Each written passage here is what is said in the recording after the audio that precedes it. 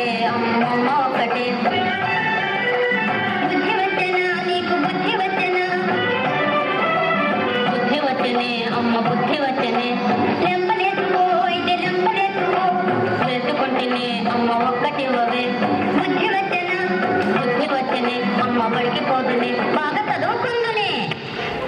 సరే ఇది ఎంతో తీసుకోండి ఇది తీసుకో ఇంకా తీసేసుకో. ఇట్లా వెళ్ళిపోతారు